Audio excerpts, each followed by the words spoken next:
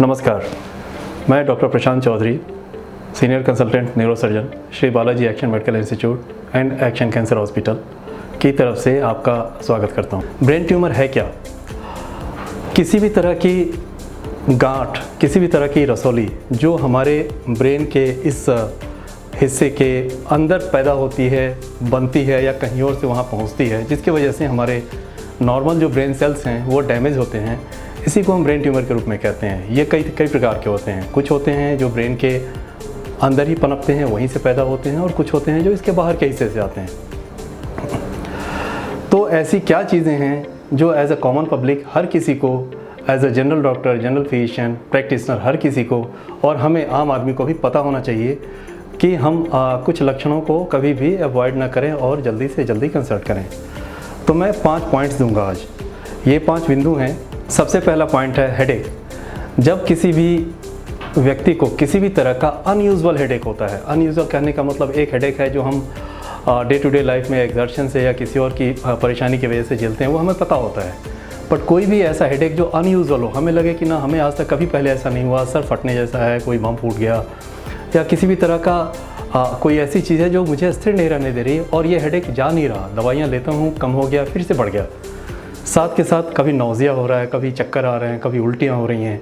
तो इस तरह के हेडेक को कभी भी इग्नोर ना करें। ये सबसे बड़ा इम्पोर्टेंट पहलू है जो मोस्ट ऑफ द टाइम हम इग्नोर करते हैं। क्योंकि हेडेक एक बड़ी कॉमन समस्या है, बहुत तरह की चीज़ों में होती है, तो इसे इग्नोर कर जाते हैं। पर ध्यान रखें, वह हेडेक जो अनयूजुअल है आपकी लाइफ में, साथ में नौजिया लाता है, साथ में वॉमिटिंग होती है, उसको कदापि इग्नोर ना करें।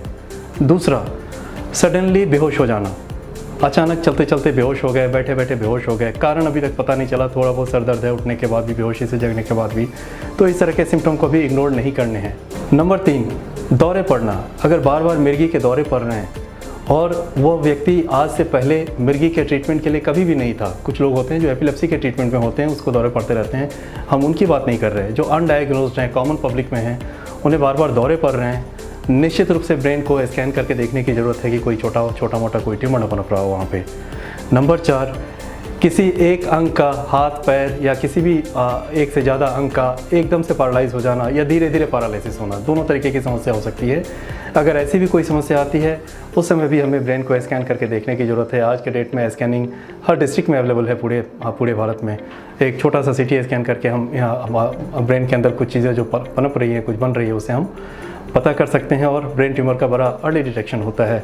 और नंबर 5, जो समस्या भी काफ़ी कॉमन है बट काफ़ी इग्नोर्ड है, वो है धीमे धीमे समय के साथ आंखों की रोशनी का जाना। प्राय हम इग्नोर करते हैं कि कैटरेक्ट हो गया या आँख की रोशनी इस बुढ़ापे में चली जाती है, या चोट लग गई उसके बाद आँख की रोशनी चली गई।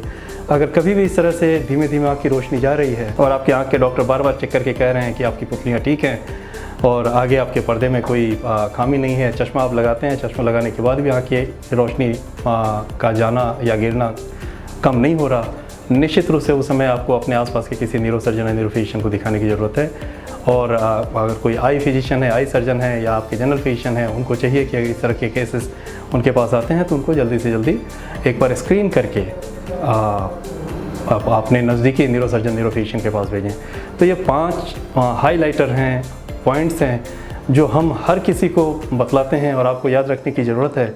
इन 5 में से अगर कुछ भी होता है तो इमीडिएटली ब्रेन स्कैन करके ब्रेन के ट्यूमर डेवलपमेंट के अर्ली फेज में इसे पकड़ने की ज़रूरत है, ताकि समय रहते इसका समाधान हो और आदमी को लंबी लाइफ मिले। अगर 2022 की बात करें तो जब भी ट्यूमर जल्दी पकड़ में आया है, उसकी लाइफ करीब करीब नॉर्मल रहती है, पहले जैसे ही रहती है, आदमी को पता नहीं चलता। आज हमारे पास 10 साल से ऐसे मरीज़ हैं जिनका 10 साल पहले हमने ऑपरेशन किया, वो आज अपनी नॉर्मल लाइफ में हैं, नॉर्मल ज़िंदगी जी रहे हैं। कुछ एक दवाइयाँ कुछ साल कुछ लोगों को चलती है, बाद में वो दवाइयाँ भी करीब करीब बंद हो जाती हैं।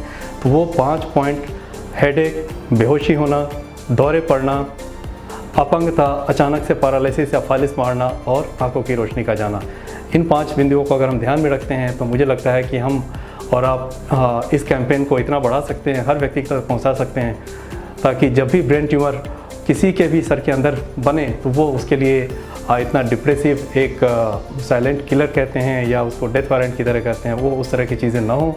और समय रहते अगर इसका इलाज होता है तो आदमी करीब करीब 90% केसेस में नॉर्मल लाइफ जी सकता है। डिपेंड करता है कि इसको किस तरह का ट्यूमर है।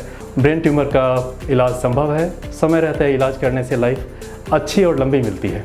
हम पब्लिक से यह आग्रह करते हैं कि इस वीडियो को ज़्यादा से ज़्यादा शेयर करें ताकि WHO के इस मुहिम में हम ज़्यादा से ज़्यादा पब्लिक को जागरूक बना सकें और ब्रेन ट्यूमर को जड़ से ख़त्म करें। धन्यवाद।